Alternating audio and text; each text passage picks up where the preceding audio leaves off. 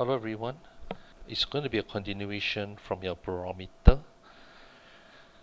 Now in this subtopic on chapter, we are going to explore how we're going to measure pressure differences in the manometer and what purpose is it used for.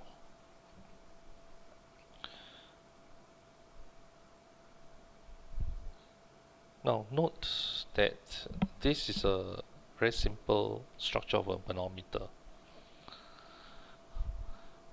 Now how does a manometer work?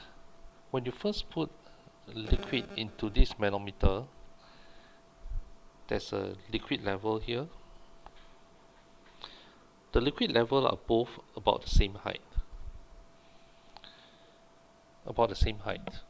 Okay, I'm not sure whether you have played with the hose when you were younger, but the same idea applies. When you pour water in one end of the hose and you form into a U shape, uh, the water level always arrive at the same height. Okay, another name for this is actually called the U tube. U as in the letter U. Now,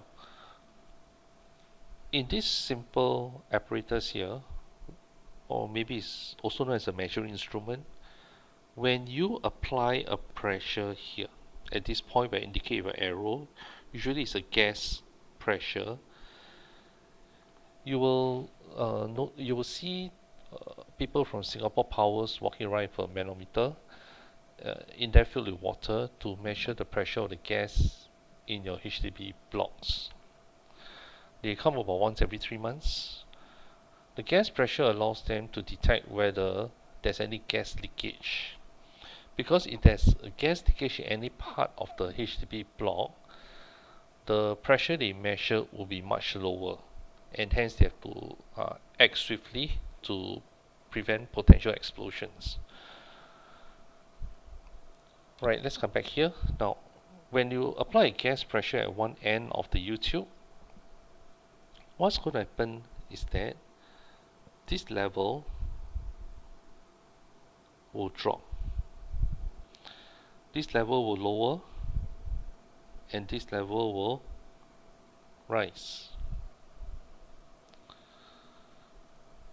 Okay, the one on the left, the liquid level will lower, and the one on the right, the liquid level will rise. And finally, they'll reach at a certain, well, what I've drawn here is not accurate, but it's about this level.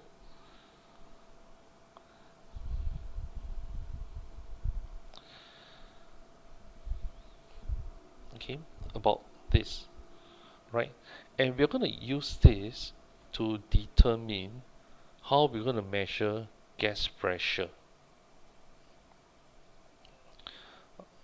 Or should I say the purpose of this is to measure gas pressure, but this can also, depending on the question, it can be asked to find density or height or whatsoever.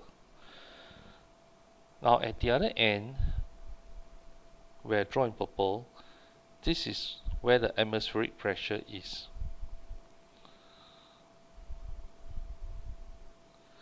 Or sometimes they'll give you a hint it's open-ended. It's an open end.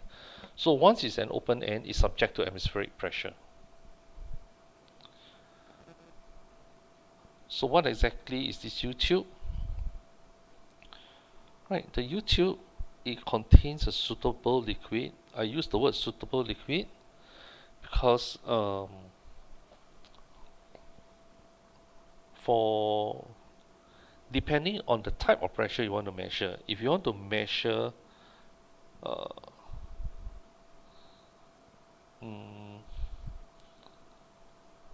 you want to measure high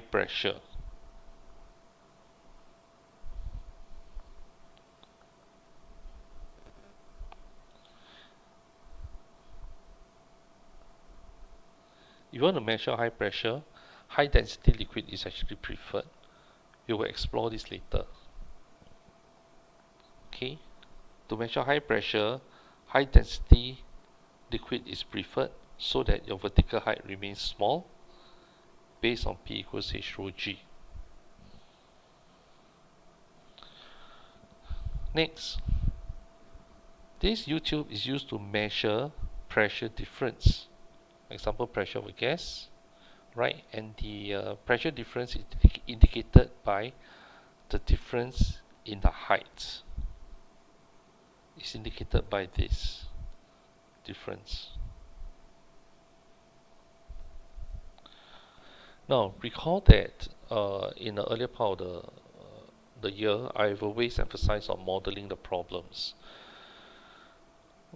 Although we have covered two pressures formula that you are familiar with, and the two pressure formula are P equals H rho G and P equals F over A. Yes, you're familiar with these two formula, but we want to focus on modeling the problem rather than using formula to solve it. So let's take a look at this illustration here. Now, as I say, usually at this point, there's a gas pressure acting in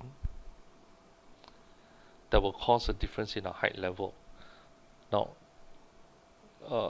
and the other end is open, and there's atmospheric pressure acting on it.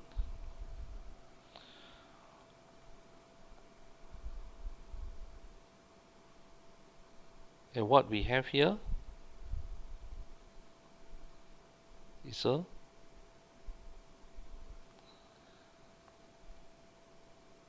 vertical height, and in this liquid here, this is the liquid pressure, a vertical height H,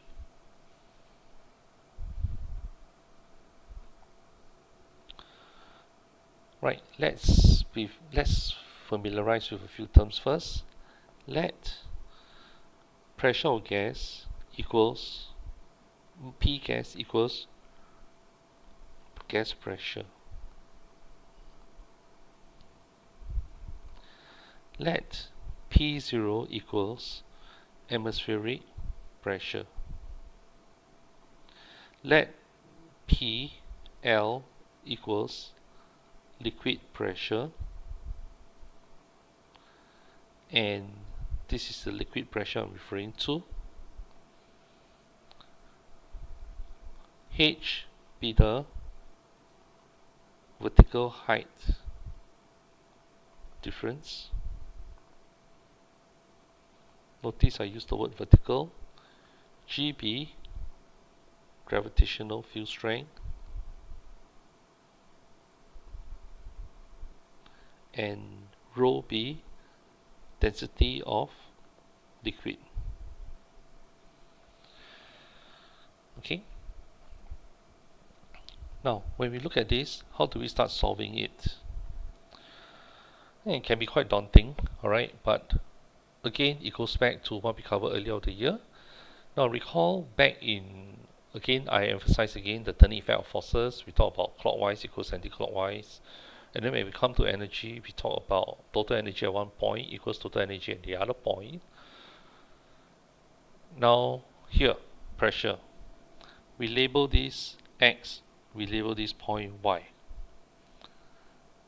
Since point X and point Y are at the same level, we say that pressure at X equals pressure at Y.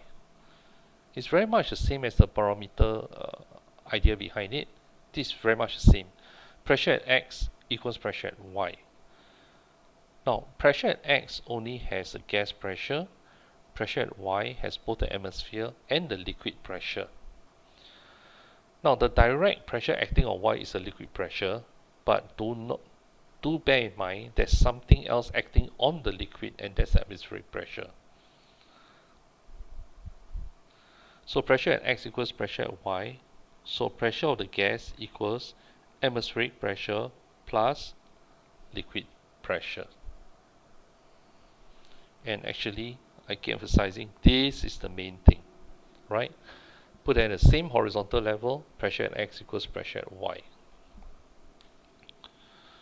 Let's continue. So pressure of gas equals atmospheric pressure plus H rho G. This is not to solve anything. This is to show you how to start modeling it first.